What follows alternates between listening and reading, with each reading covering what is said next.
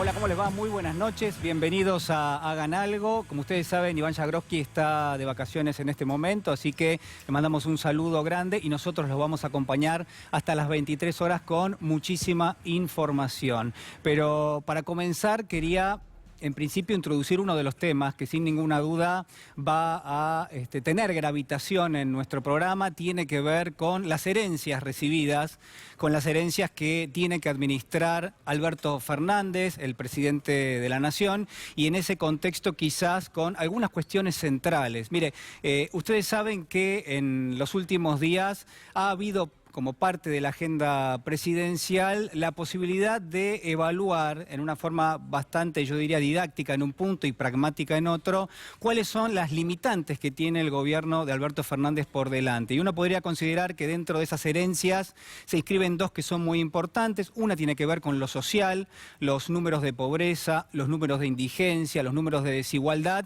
que son alarmantes y que sin ninguna duda constituyen una prioridad. Y del otro lado, lo que tenemos también es una emergencia de características macroeconómicas, donde allí yo diría que hay 3 o 4 cuestiones que son centrales, ¿no? Por un lado, la deuda externa, la deuda que hay que empezar a pagar y que se ha tomado en estos últimos 4 años, compromisos que a todas luces, en todo caso, lo que redundan es en una dificultad muy importante a futuro.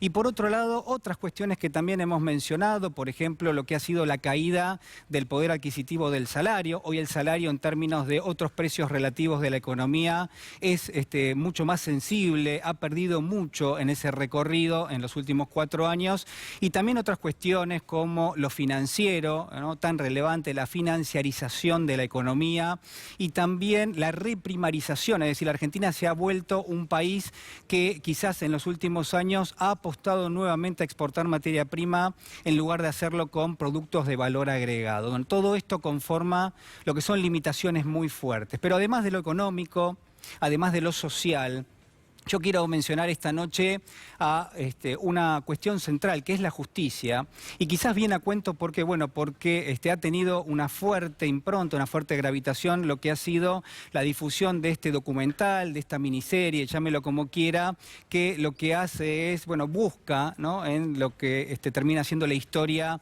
y el caso de la muerte del fiscal Alberto Nisman. En ese contexto hay algunas enseñanzas que me parece que son importantes y que tenemos que recoger. Quizás la central tiene que ver con que la justicia, con que el funcionamiento de la justicia sigue siendo no solamente una materia pendiente, sino además una de las herencias que ha recibido el gobierno de Alberto Fernández. En ese contexto es que se inscribe lo que yo creo que son problemas que tiene la justicia, problemas que a todas luces resurgen quizás de la mirada, la gravitación que tiene hoy el documental que ha sido difundido por Netflix y que seguramente usted ha visto o está con intenciones de hacerlo, y que se lo recomiendo realmente porque allí surge muy claro cuáles son algunos de los problemas que tiene la justicia, amén de otras cuestiones, ¿no?, que son interesantes para tratar de develar qué fue lo que pasó y cómo fue que murió el fiscal Alberto Nisman. Pero no solamente el funcionamiento, que tiene que ver con los tiempos que toma la justicia, que tiene que ver también quizás con la importancia y sobre todo la ferocidad que muchas veces la justicia aplica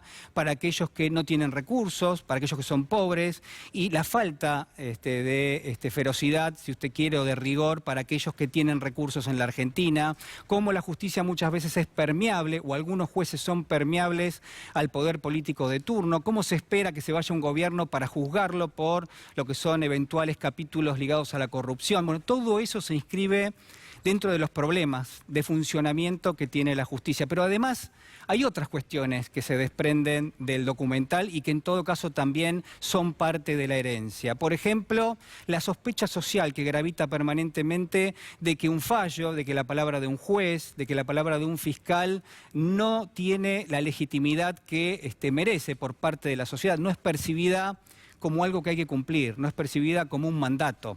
Y ahí también se inscribe una cuestión que ahora vamos a comentar. Y por último, el rol de la justicia.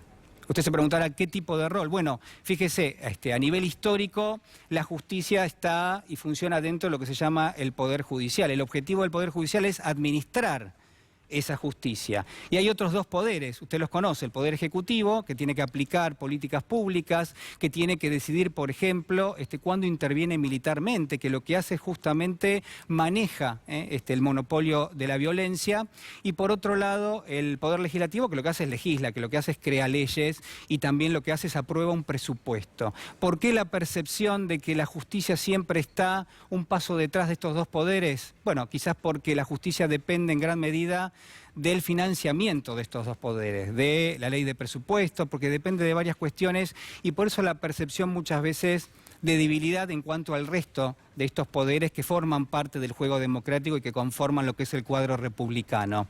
Ahora, déjeme decirle algo más, porque, por ejemplo, mire, hay un fiscal federal, usted lo conoce, Federico Delgado, que suele decir, y a mí me parece muy interesante, que el rol de la justicia hoy ya no es ese. Que el rol de la justicia hoy ya no forma parte de conformar uno de los tres poderes que conforman la democracia y que conforman el cuadro republicano. Que la justicia hoy es quizás un subproducto y que en todo caso se ve cruzada por dos cuestiones que son centrales. Por un lado, la democracia. La democracia es un fenómeno moderno, la democracia es un fenómeno que hoy prácticamente todas las sociedades del mundo adhieren.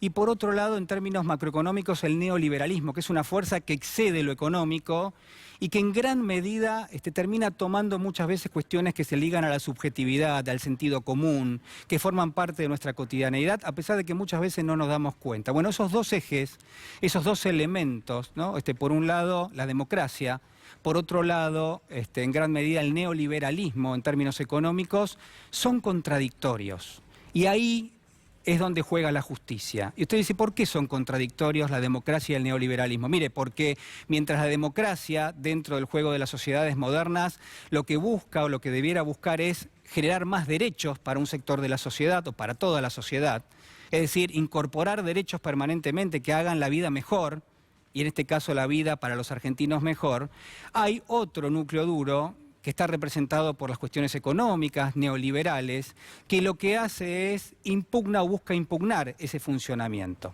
Y usted dice, ¿por qué? Bueno, porque aquellos que más recursos tienen saben que tienen que financiar esa mayor cantidad de derechos que permanentemente la democracia busca garantizar.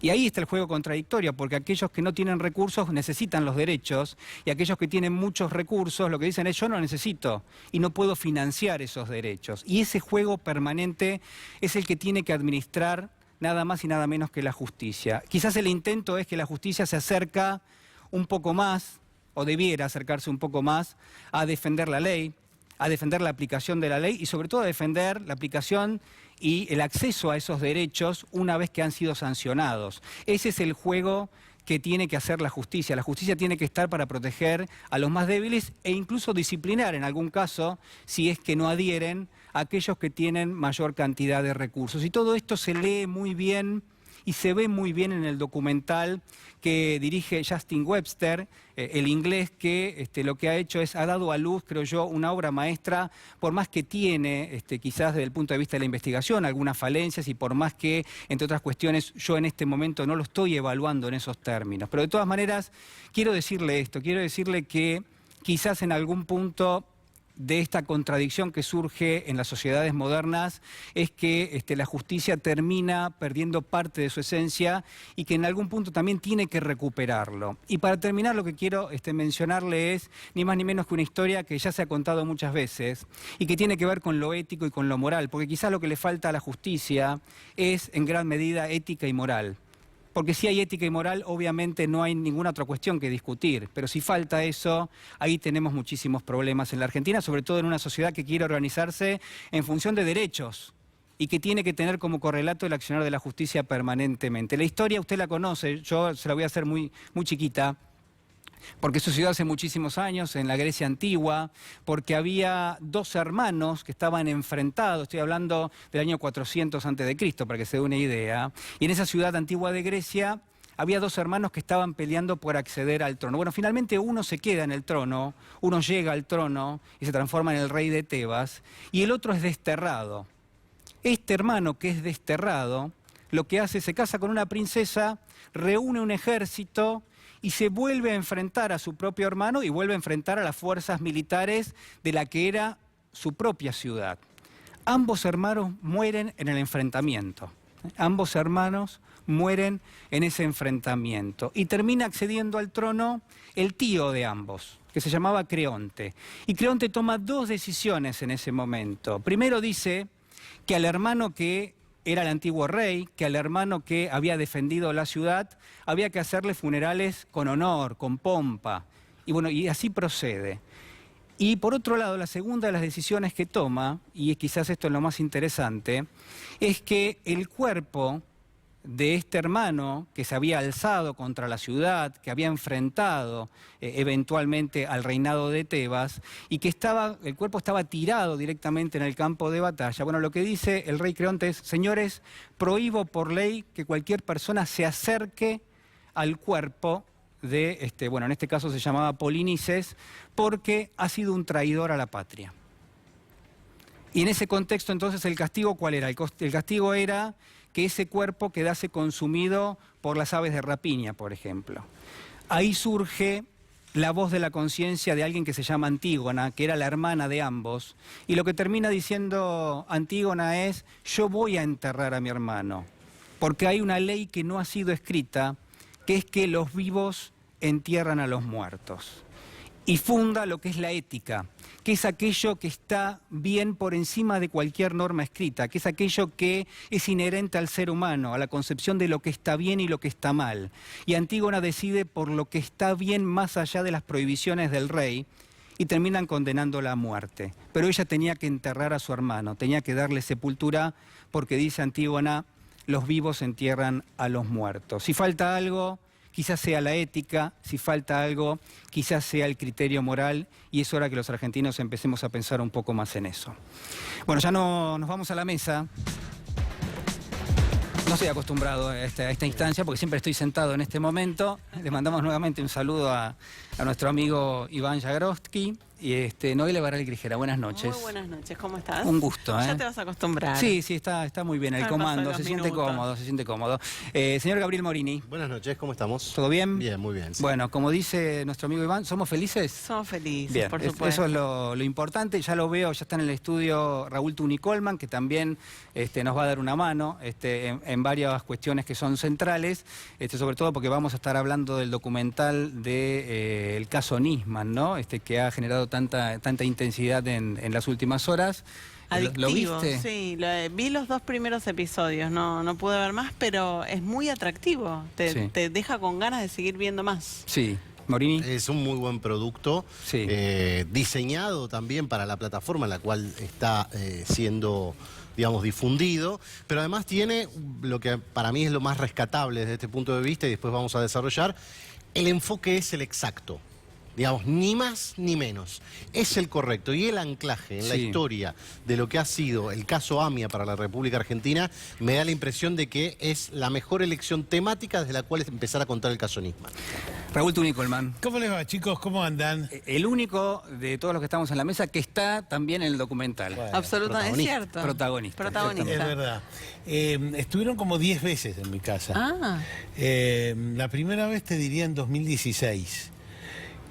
Yo creo que venían a filmar un documental sobre el asesinato de Alberto Nisman. ¿Se arrancaron con esa idea? Sí, para mí sí. Y poco a poco fueron entrando en duda. Y después estuvieron en mi casa grabando como mínimo 3 veces, con 2 cámaras, sonidistas varios, digamos, tenías micrófono arriba, micrófono puesto, había que parar cada vez que pasaba el colectivo, aunque pasara sin hacer ruido, mucha iluminación y cosas, bueno, o sea, mucho despliegue, y para mí grabaron 3 horas y pasaron 1 minuto. Mirá. O 2 minutos en él, lo cual muestra que hicieron un trabajo muy intenso. Tremendo. ¿No? Muy intenso. ¿Viste los 6 capítulos? Sí, claro. Más de una vez, además. Porque se me pierden cosas. Sí. Claro. ¿Viste algo que no conocías? No, muchísimo. Muchísimo. Muchísimo. Por de pronto ver un hombre de la CIA diciendo que no hay constancia de que fueron los iraníes.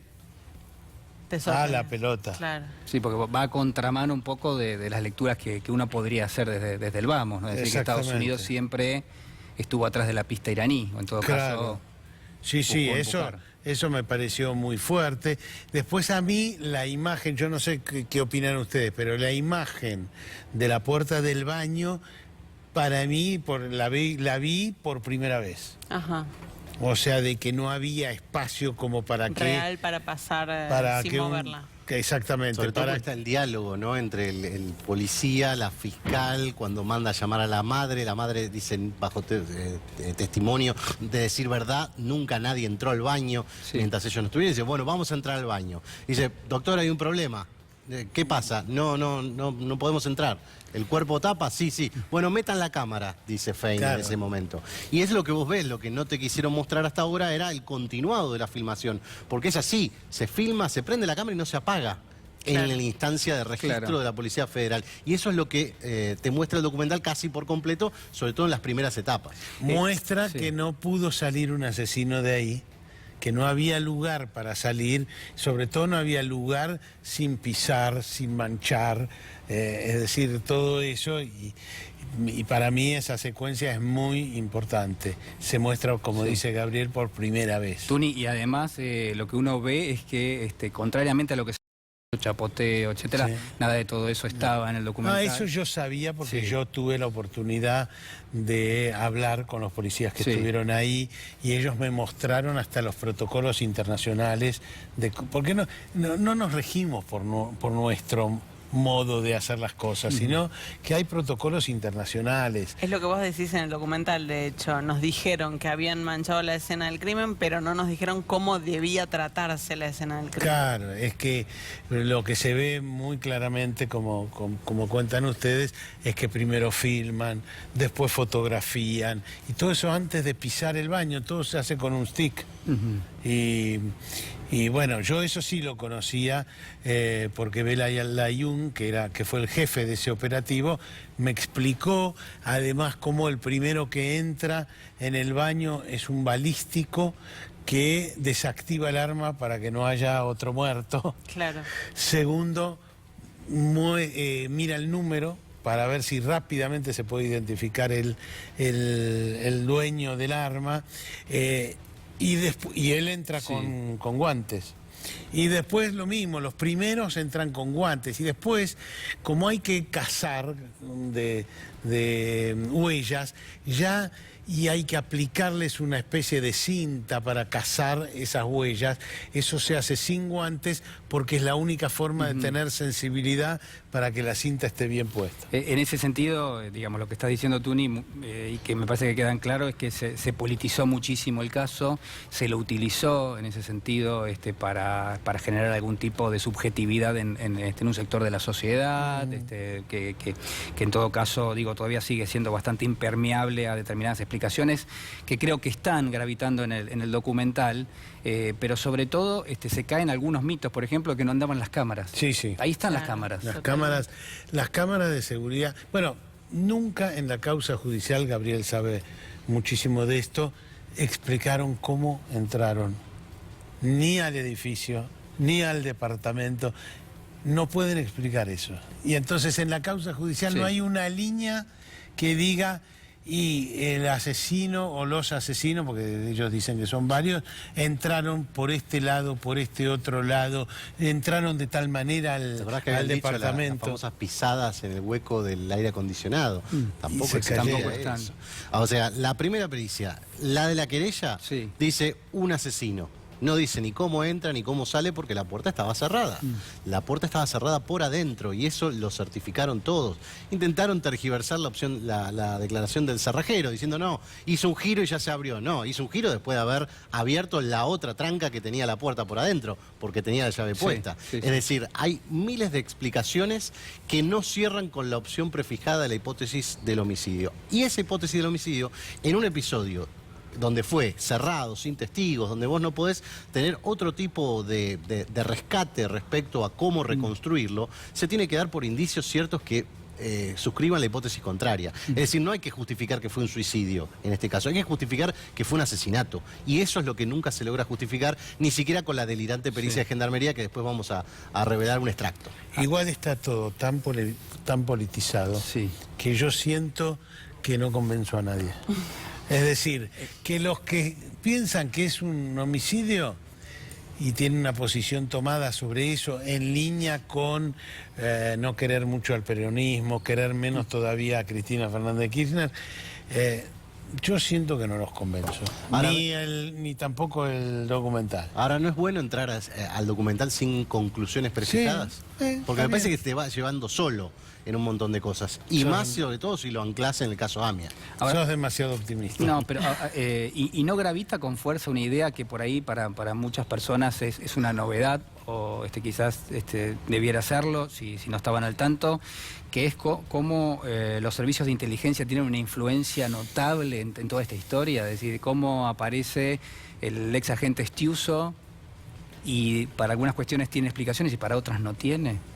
Sí, hace agua Stiuso en el... Eso para mí Webster logra algo importante. Sí. Logra hacerlo trastabillar, porque le dice... Nisman utilizó como gran explicación de su denuncia de que el memorándum fue una vergüenza, que esto lo manejó un espía que se llama Alan Bogado, que estuvo en Zúrich y estuvo en Nueva York y hablaba con Cristina, y Stiuso mismo lo denuncia por trucho porque nunca estuvo ni en la esquina y nunca entró a la Casa Rosada. Y Webster le pregunta, ¿pero usted no le dijo a Nisman que este hombre era un trucho? Bueno, sí, él sabía. No, le dice Webster, no sabía. Es obvio que no sabía, porque seguía diciendo que Alan Bogado fue el gran artífice del acuerdo con Irán. O sea, esto te lo muestra así. Aún así creo que no convenzo a nadie. Bueno, vamos a seguir hablándolo. Tenemos un largo desarrollo sobre este tema. Tuni, te agradecemos que hayas venido. Te pedimos que te quedes un ratito más, porque ya está con nosotros y en instante lo vamos a entrevistar. Diego Lagomarcino, al que usted está viendo en pantalla, el técnico informático procesado en la causa por el homicidio del fiscal Alberto Nisman, para contestar todas las preguntas, quizás en un contexto donde el documental mismo ha sido y es ya un hecho político per se, ¿no? Digo, para analizarlo. Pero nosotros con el señor, perdón, el señor director, ahí está, nos estamos yendo con el señor Gabriel Morini.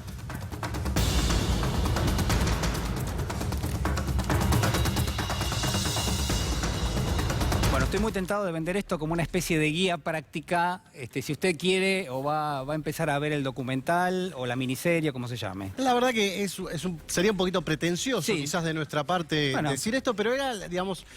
¿Cuál era la posibilidad que teníamos nosotros de dar alguna herramienta adicional a quien quiera entrarle este documental? Por varias vías, en principio.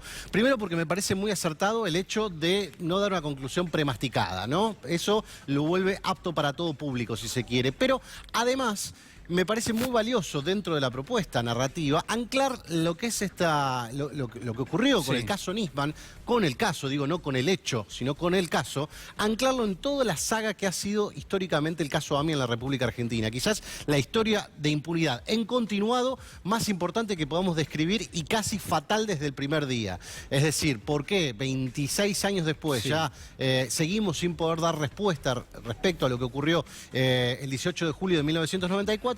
Es un eslabón más que va construyendo toda esta cadena de impunidad, pero que explica el poder, explica cómo funcionan un submundo en la Argentina que es tan público que lo tenemos como asimilado, que es decir que casi no nos damos cuenta que convivimos con todas estas situaciones. El documental en parte nos echa cierta luz sobre cómo funcionan esos mecanismos y cómo todo tiene que ver con todo, en definitiva. Y nos anotamos algunos puntos de contexto en los cuales partir, digamos, para que usted tenga algunos elementos de más que le permitan, digamos, tener una información de background, quizás le sirva a la hora de ver el documental. Hay una relación directa en los primeros capítulos respecto a lo que fue el juicio AMIA. El juicio AMIA, a partir de lo que fue el atentado, empieza en el año 2001, termina en el año 2004, con una absolución de todos los imputados. ¿Por qué? Porque el Tribunal Oral Federal número 3 dice esto es todo nulo. Se basó en una actividad irregular de los investigadores, el juez Galeano, los fiscales Mullen y Barbaquia, y por ende la hipótesis fue totalmente contaminada. Era la hipótesis que decía que Carlos Tejeldín había condicionado una traffic, que se le había dado a un grupo de policías bonaerenses que estaban muy ligados con el AMPA, y que esos policías bonaerenses en definitiva habían entregado esa camioneta para que se perpetre el atentado. Eso a partir de restos de un motor que se supone que restos se encontró... del bloc, de un motor que aparecen en la escena y que son traídos, aparecen 3 veces, según el expediente judicial. 3 veces aparece en 3 circunstancias distintas el mismo bloc. Digamos, para que entendamos cómo viene en parte este asunto. Sí. Pero para entenderlo bien hay que entender que el juez Galeano, 15 días después del atentado, viajó a Caracas, supuestamente para reunirse con un ex miembro de la dirigencia de Irán, que venía a establecer cuál era la relación directa entre Irán, Hezbollah y el atentado. En estas 2 cuestiones volvió a Buenos Aires y se reunió inmediatamente con el expresidente Carlos Menem. A partir de entonces hubo 2 máximas que no se corrieron en estos 26 años. Irán y Hezbollah. No hubo otra opción. Hubo pista siria, hubo otros elementos que eran aditivos, pero totalmente marginales a la opción central. O sea, siempre el accionar de la justicia fue detrás de la pista iraní. Exacto. Y lo que revela el documental de manera, me parece, muy gráfica, es la participación, en realidad la cercanía que tenían tanto la delegación del FBI, que tuvo contacto con el caso AMIA, en ese caso James Bernazzani es el que muy claramente dice: lo que yo veo en toda esta investigación es que acá unieron los hechos, los hacían acomodar a las conclusiones que ya tenían. Es decir, nunca buscaron los hechos para obtener la verdad, sino buscaron acomodar los hechos a las conclusiones ya prefijadas. Creo que es una de las frases más fuertes que tiene... Muy fuerte de parte de un delegado del FBI, y lo que decía Tuni recién. También quien era el representante de la CIA en Buenos Aires, Ross Newland, precisamente refiriéndose a cuáles eran los intereses comunes que ellos tenían con la inteligencia argentina, y que si esos intereses iban en paralelo y eran confluyentes, bueno, todos felices, ¿no? Ese es otro dato central. ¿Qué es lo que pasó en el primer juicio del caso AMIA? Que lo retoma el documental, y es muy interesante esto porque acá Nisman acusaba. Es decir, Nisman es el tercer fiscal, por así decirlo, que es incorporado a la etapa del juicio y lleva adelante los alegatos. En el medio del juicio, y por el escándalo que suponía el pago a Tejeldín y las irregularidades de la instrucción, los echan a los fiscales, los echan del juicio. ¿Y quién se queda solo acusando, llevando adelante la representación del Ministerio Público? Es Alberto Nisman. ¿Qué pasó con ese juicio? Ese juicio se anuló por completo, de la página 1 a la última foja. Casación ratificó esa sentencia del Tribunal Oral Federal 3, y cuando el tema va a la Corte dice: no, minuto, no vamos a anular toda la causa AMIA, vamos a dejar viva una parte, hasta las fojas X, que eran las que a partir de entonces había visto el origen del pago a Tejeldín. Hasta que se empieza a desviar todo, dice la Corte, todo esto es válido. ¿Y qué es eso válido?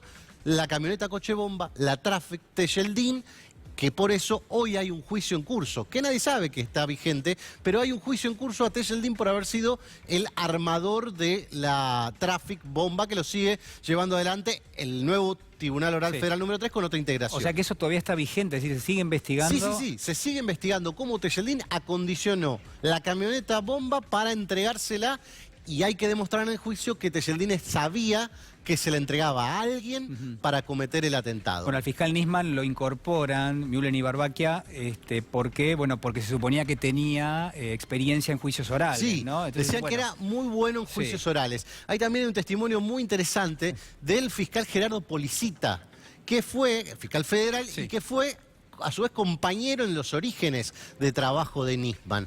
Ahora bien, ocurre una cosa paradójica. El fiscal Policita fue el fiscal que tenía que llevar adelante la denuncia de Nisman, teóricamente por sorteo. Es decir, esa relación de amistad profunda que había entre ambos, al punto que la reconoce como tal Policita, no queda de manifiesto en en la realidad o en la instrucción de lo que es la denuncia de Nisman. Pero bueno, ese es uno de los puntos aparte.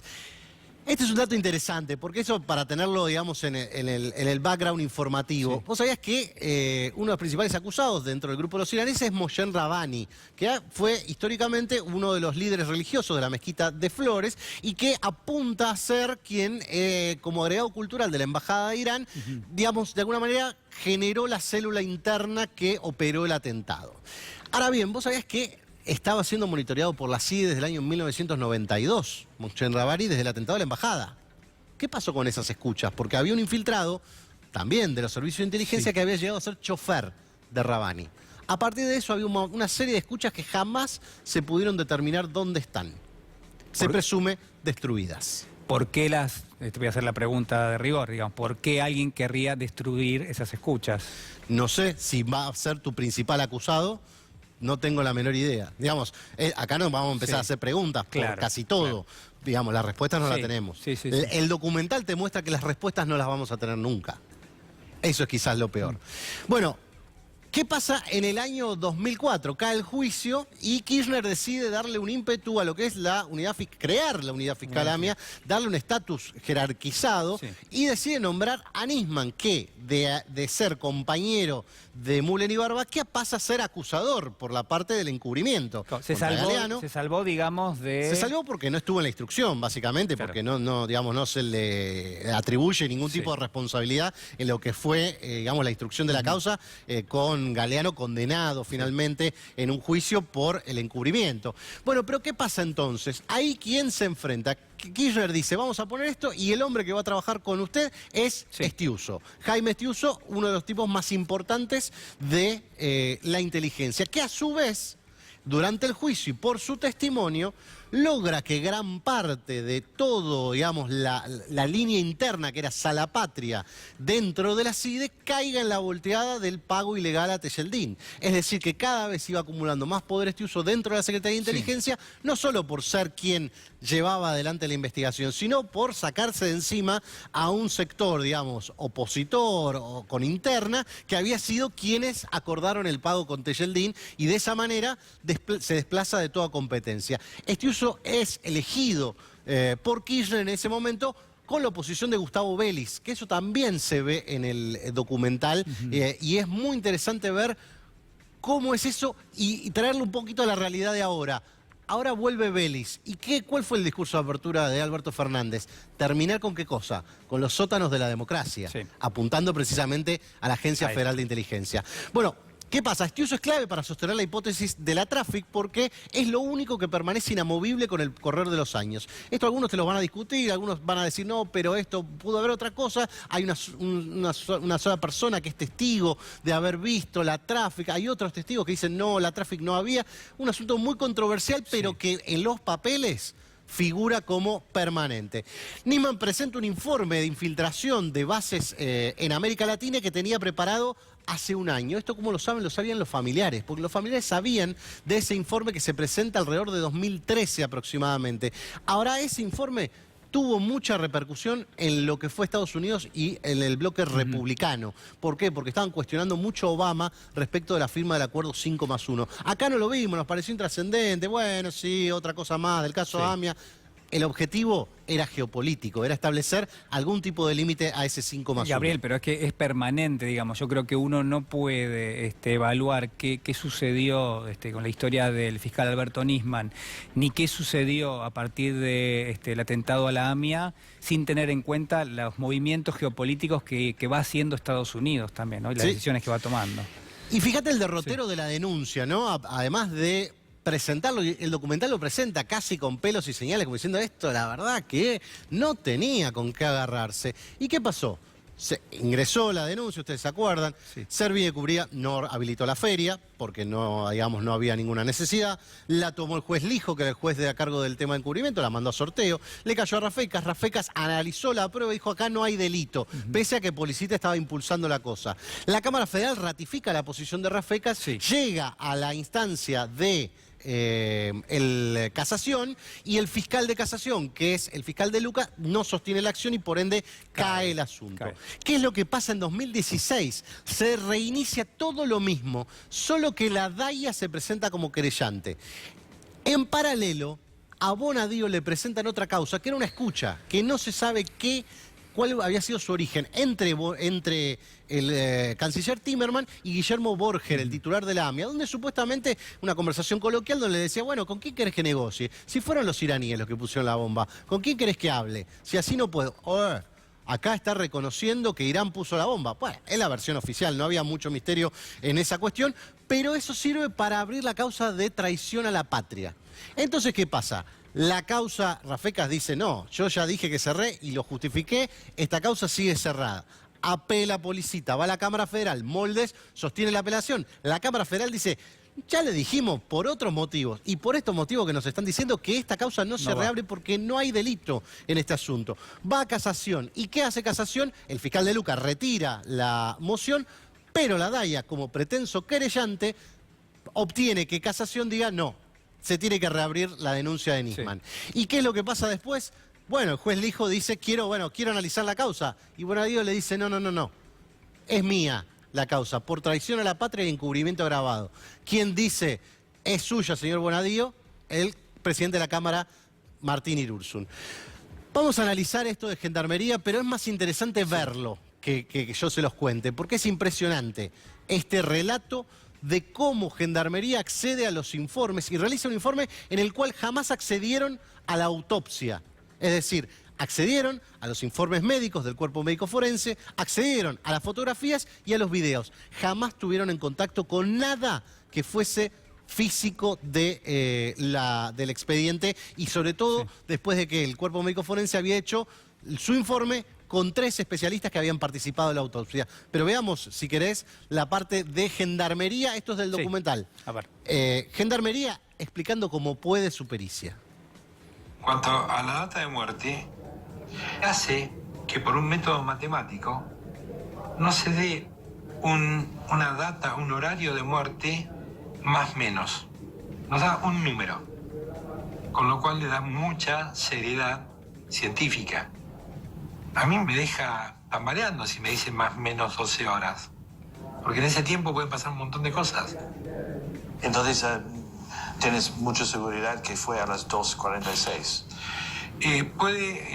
Hay que volver a analizar, porque le digo, no fue de mi área, sino de gente que me depende, que mediante estas fórmulas matemáticas se arriba a un número. O sea, no sé si quedó claro. Nisman murió a las 2:46, porque eso es lo que da el número matemático de Gendarmería.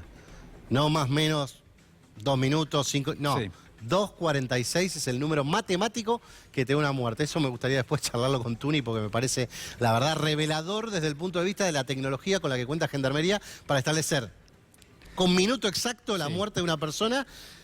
6 meses después, no sé si hace falta decir que está siendo irónico, sí, ¿no? En este contexto, y que además el gobierno, en la figura de la ministra de Seguridad, Sabina Frederick, también pone en algún tipo de duda cómo se procedió en términos técnicos con esta pericia, ¿no? Ahora veamos otro punto, otra perla que digamos rescato de este asunto. Cuando empieza el video en continuado de la Policía Federal en el departamento de Nisman, previo a la entrada al baño, registran un montón de otras cosas que estaban entre las pertenencias de Nisman. Entre las pertenencias está la madre ofreciendo, digamos, revolviendo, digamos, tocando los objetos y mostrándolos a la cámara. Encuentra algo, no, esto es personal, dice. ¿Qué es lo que encuentra? Si pueden leer, se los leo, está en cursiva. Una nota de Nisman. Las cajas que tienen afuera un punto negro, aparentemente es un círculo tachado, son tuyas. Las de atrás está lo mío. Este es un papel personal, dice Sara Garfunkel.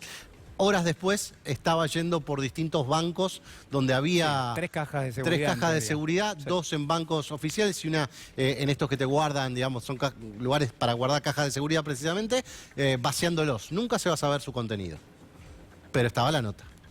Sí, incluso en algún punto, si hay algo que queda en evidencia en el documental o en el informe, es que establece algún tipo de interrogante en las reacciones que va teniendo la madre de Alberto Nisman, ¿no? Estaba muy enojada la fiscal Fein en muchos de esos aspectos porque sentía que jugaban absolutamente en contra. Claro, porque por ejemplo, cuando van a ver las cajas de seguridad, en algún momento la madre del fiscal Nisman se confiesa y dice, bueno, yo ya pasé por acá. Claro. pero no Por dijo eso- nada. por ¿Y qué eso no- había? no hay nada. Nunca lo van a saber. Sí. Y otra cosa que lo comentaba Tuni en la última intervención tiene que ver con Alan Bogado. Alan Bogado era esta suerte de... ¿Era un D'Alessio? Es la pregunta. ¿Era un infiltrado? Sí, en términos reales, sí era, tenía En un rol términos como el de reales, ¿cuál D'Alessio. era un inorgánico. Porque él se presentaba de otra manera o porque por lo menos el fiscal Alberto Nisman lo tenía en otra... Lo tenía en otra categoría, en otra lo tenía como un categoría. agente camporista Sí. de la CIDE que tenía acceso a Cristina Kirchner, que daba indicaciones Sí. y que era el enlace entre los negociadores iraníes y la Casa de Gobierno. Bueno, de y hecho, la propia Cristina. La tapa del diario La Nación, del día donde se lo encuentra muerto al fiscal Nisman, es justamente esa la Es noticia, precisamente ¿no? eso, que es casi el último dato que le quedaba revelar a Nisman antes de ir al Congreso. Sí. Básicamente porque ya no había casi secreto respecto. Es más, la causa, la denuncia la da vuelta de un lado del otro, no se cae un solo dato adicional que uno diga a ver de qué se trata. Pero veamos qué dice Veamos. Bogado de sí mismo y para quién trabajaba. Gracias, Javi. ¿Cuál ha sido tu relación con Cristina Kirchner? No la vi nunca. Nunca la vi. Nunca entré a Casa de Gobierno. No tengo un llamado con nadie del Gobierno Nacional. No tengo entrada a Casa Rosada, a ninguna dependencia del Estado Nacional. Pero sí tengo llamadas con agentes de inteligencia. Mi jefe es Estiuso, Jaime Estiuso. Él le ordenaba todo.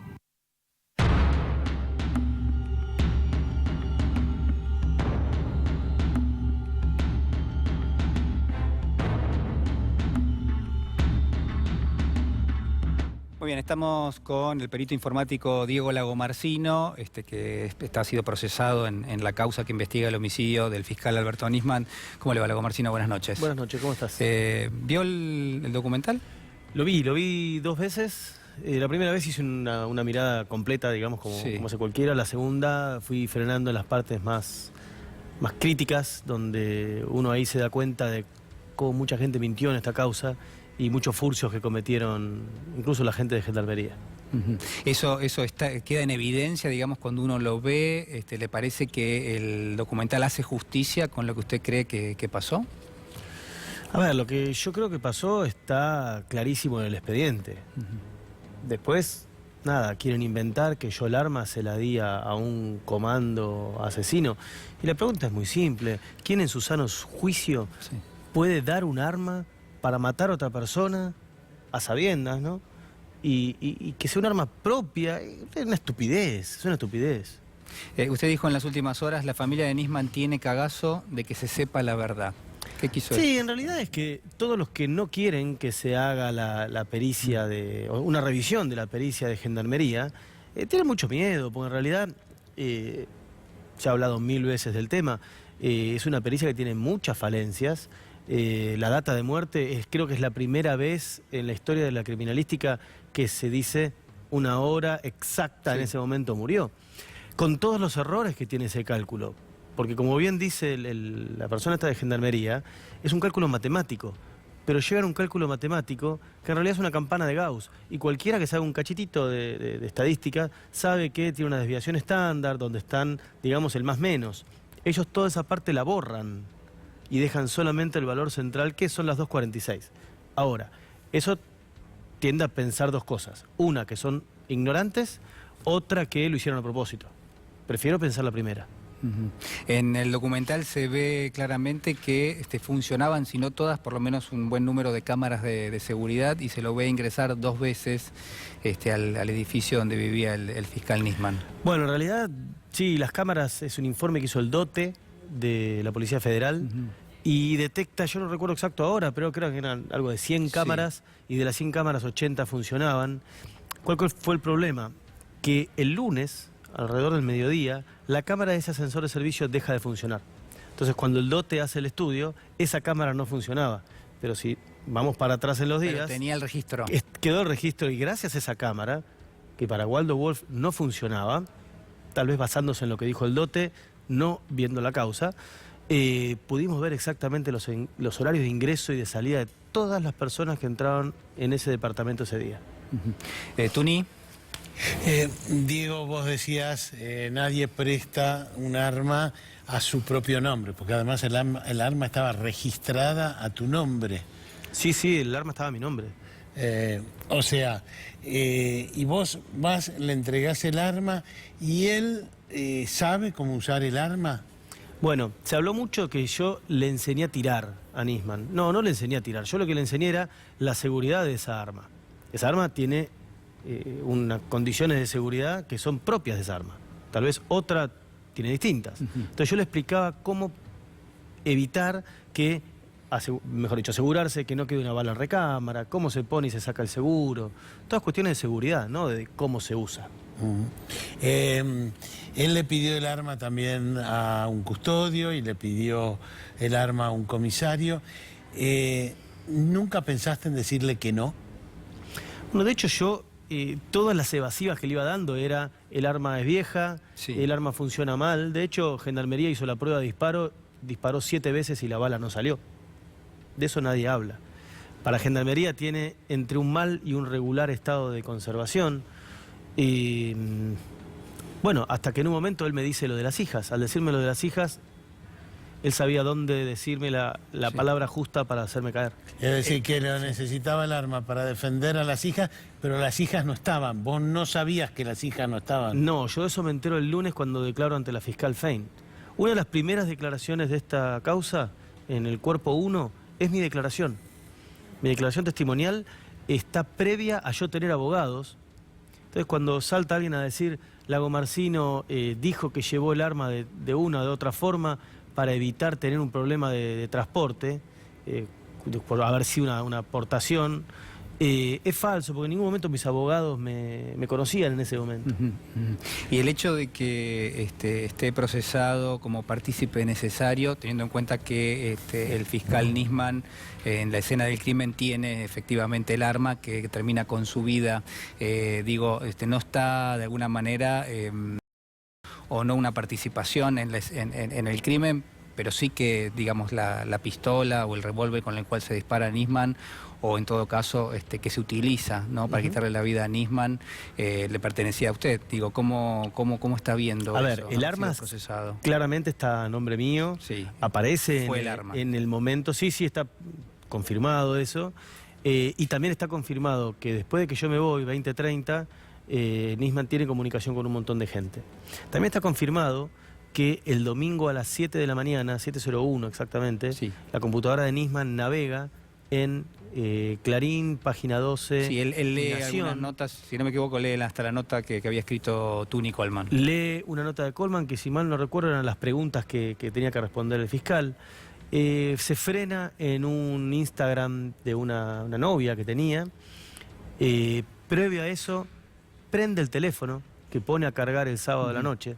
O sea, está muy clara que la data de muerte que dice Gendarmería es inválida. Ahora, si vos vas para atrás, tenés la data de muerte que calcula en el lugar del hecho la doctora Piroso, que es la médica legista, Sí. que coincide, hora más, hora menos, con lo que calcula en la autopsia y lo que calcula la Junta Médica. La Junta Médica, algo muy importante, si bien ellos no descartan el homicidio, ellos lo que dicen es, yo tengo un cuerpo en estas condiciones, yo no puedo hablar de homicidio o de suicidio. Eso le corresponde a la criminalística. La criminalística después, en la foja 54-53, la Policía Federal, en el estudio de manchas hemáticas o Junta Criminalística, determina que Nisman muere por un autodisparo sujetando el arma a 2 manos. Gaby.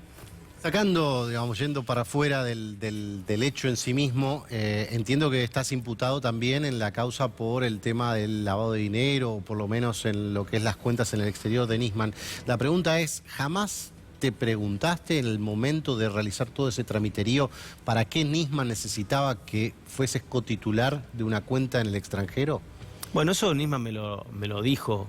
O sea, yo participé porque estaba la madre y la hermana en esa cuenta de titulares, y si a la madre le pasaba algo, pues ya era mayor, él perdía el 50% del dinero. Ahí él me pidió si yo podía estar porque él era políticamente expuesto. Y bueno, yo acepté. Era muy difícil decirle a Alberto Nisman que no. Creo que esa es una prueba que demuestra más el poder que tenía Alberto sobre mí en muchas cosas, ¿no? Noé. Diego, la ministra de Seguridad, Sabina Frederick, anunció que el ministerio va a realizar una pericia técnico-administrativa o una revisión técnico-administrativa sobre lo que fue el peritaje de Gendarmería, este peritaje que termina concluyendo en homicidio, a diferencia de los anteriores que hablaban de suicidio. ¿Tenés alguna expectativa sobre esa revisión? ¿Crees que puede surgir algo de ahí? Bueno, a ver, la pericia, nuestros peritos le han encontrado un montón de errores. Lo que estábamos hablando al principio de la data de muerte, lo de los golpes que el cuerpo médico forense no encuentra, lo de la ketamina, un absurdo que ni siquiera el juez lo toma en cuenta, esa riña que dicen que hubo cuando ningún vecino escuchó nada, a pesar de que todos los que declararon dicen que en LEPAC se mueve una silla y se escucha. Entonces, hay una condición que tiene cualquier cosa que es científicamente probado, que es la validación. Entonces yo puedo validar algo y me debería dar lo mismo. Vos fíjate qué curioso, la querella, no sé si se acuerdan que en 2015 dijo que Alberto muere asesinado por una persona que mientras que Alberto Nisman agarraba el arma con su mano derecha, este asesino le tomaba la mano como para asistirlo. Básicamente un autodisparo también, ¿no? Pero aclararon que era científicamente comprobado. Finalmente aceptan que había dos personas, que Alberto no tenía el arma en las manos y que estaba abajo. ¿A qué voy con esto? Si era científicamente probado, no puede haber ocurrido lo de Gendarmería. Policía Federal descarta la presencia de una segunda persona en el baño. Imagínate agregar un tercero. Entonces, lo principal es que si es científicamente probado, debe validarse. Por eso nosotros pedimos, mucho tiempo antes de que se inicie la Junta de Gendarmería, que también participen los mismos que dijo la doctora Palmagini cuando hace la orden de la Junta, Policía Federal y Cuerpo Médico Forense, aparte de las partes, ¿no es cierto? Drago Marcino, muchísimas gracias por venir. Quiero hacer una pregunta más para terminar. Algo que se desprende de este documental es que gravita con mucha fuerza la relación que tenía el fiscal Alberto Nisman con el ex agente Stiuso. Digo, a usted de alguna manera esa relación le consta. No, no, yo no lo conocí a Stiuso. A la única persona que yo conocí, que después me dijo que era de los servicios de inteligencia, es Amoro Rodríguez, que fue quien me presentó a Nisman, que hasta ese momento yo lo tenía como un policía de la Policía Aeronáutica. No tuve ninguna relación con nadie, y aprovecho para aclararlo. Sí. No fui, no soy, ni seré parte de ningún tipo de servicio. Muchísimas gracias. Gracias por la invitación. No, por favor. Hacemos una pequeña pausa y ya regresamos.